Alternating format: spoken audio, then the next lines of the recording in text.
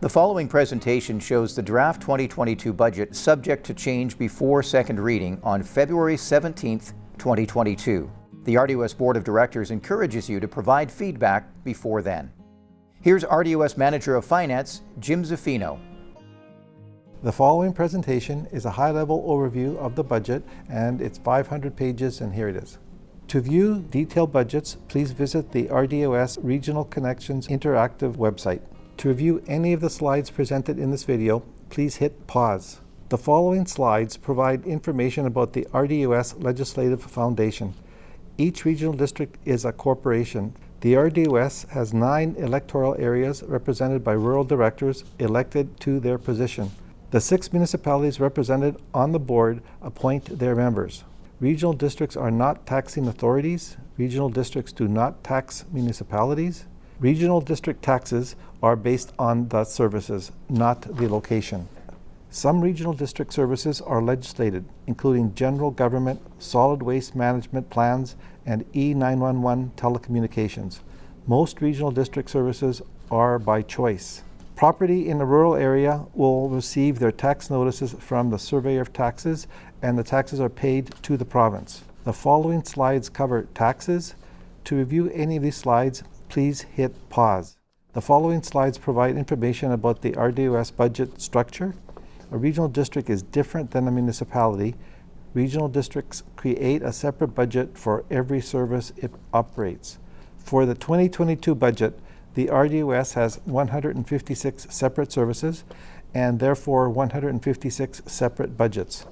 Separate budgets ensure only those who participate in the service pay for the service. The budget process launched in October 2021. The budget includes approved change requests. Budget workshops were held November 5th and 9th, 2021. The provincial legislation requires the budget to be adopted by March 31st, 2022.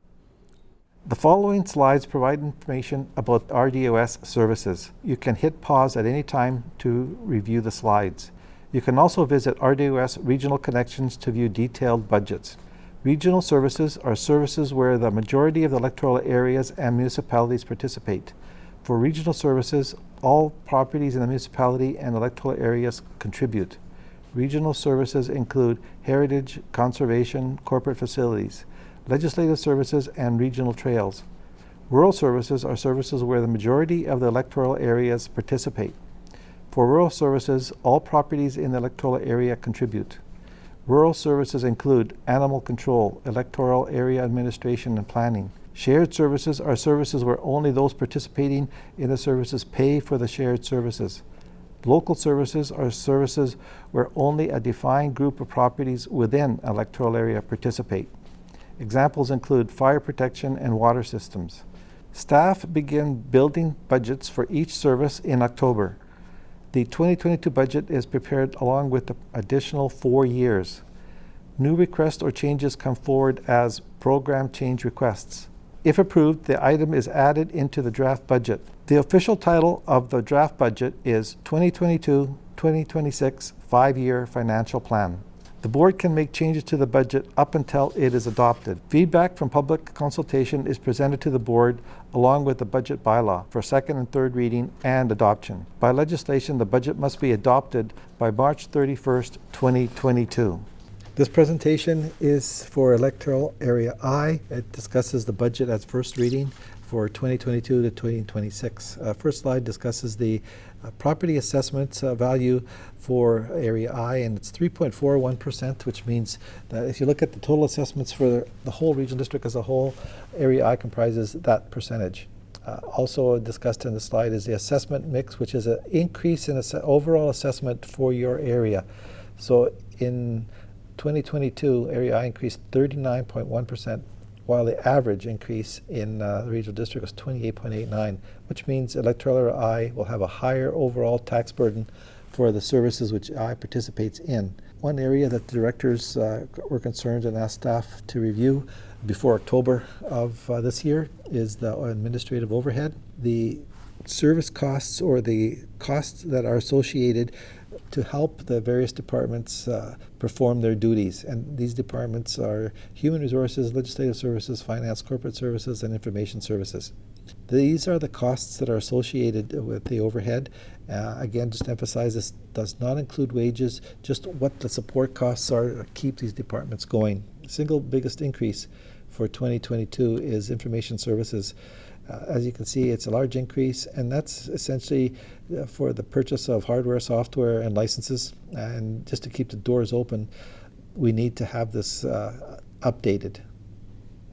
Program change requests are requests that the staff or an outside agency is asking to increase in the current budget that were not in the previous budget. The first increase would be the grant and aids. This shows the listing of all of the requests that the board received and the ones that were approved in 2022. These are the change requests for staff. As far as the change requests, it shows the position or service level, it shows the costs, and it shows the different years that the costs will be incurred. So this requires a business plan from the managers so that the managers can have to legitimize and give a reason why the request should be authorized. In this case here, the board reviewed the business plans and has the ones that you've seen have been authorized. And some of them may have been changed, maybe still be changed. However, as of now, they're still there.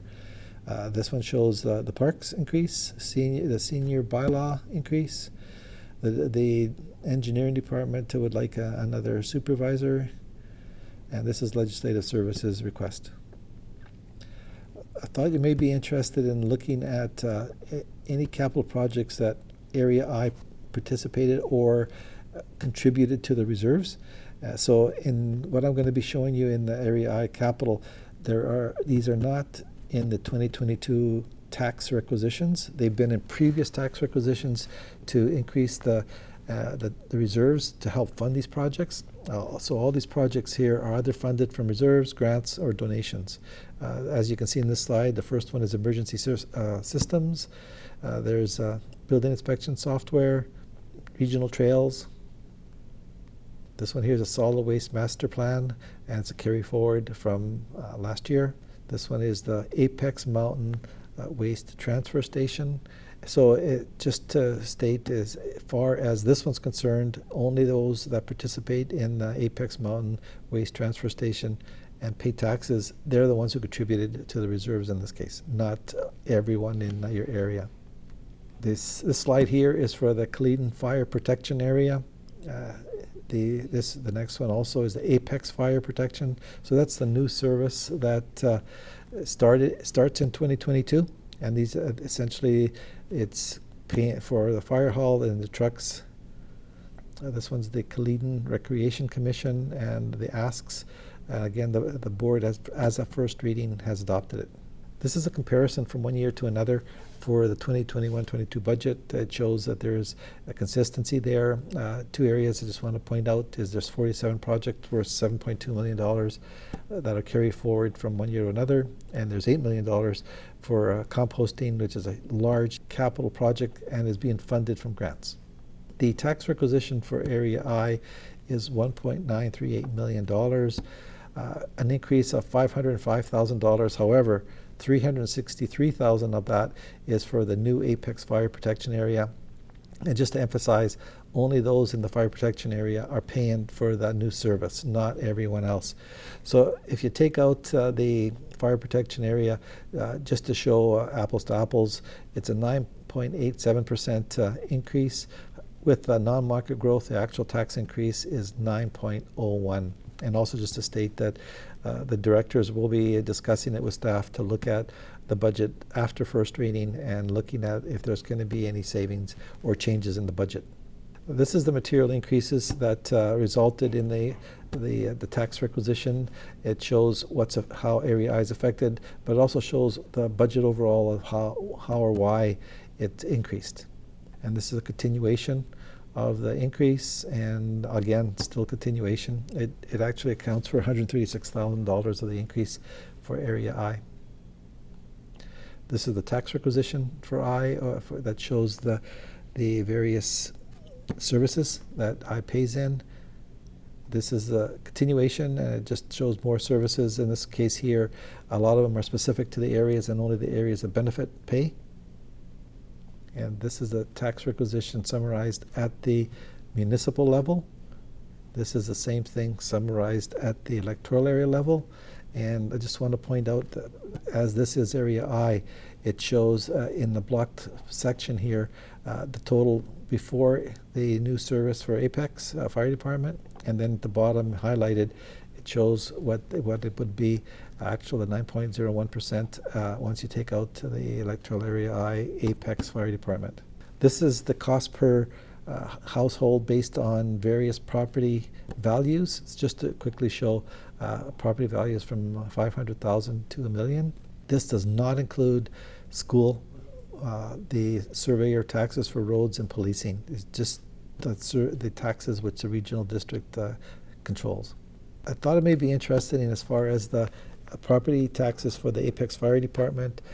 This is the property value starting at 200,000 to $1 million, and it just shows what the tax assessments are for anticipated for the 2022 budget.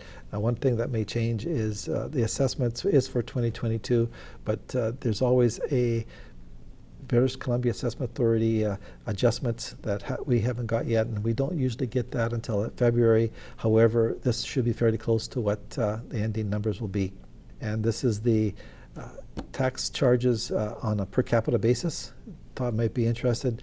Obviously, the more people that are in the community, the more benefit. And this is, I think, a truer picture than just looking at the dollars as one lump sum. This is just a straight pie graph that shows where everyone is in the regional district budget circle. And this is information where you can review the budget. Thank you. Thank you for watching. The board is looking forward to receiving your feedback on Draft Budget 2022.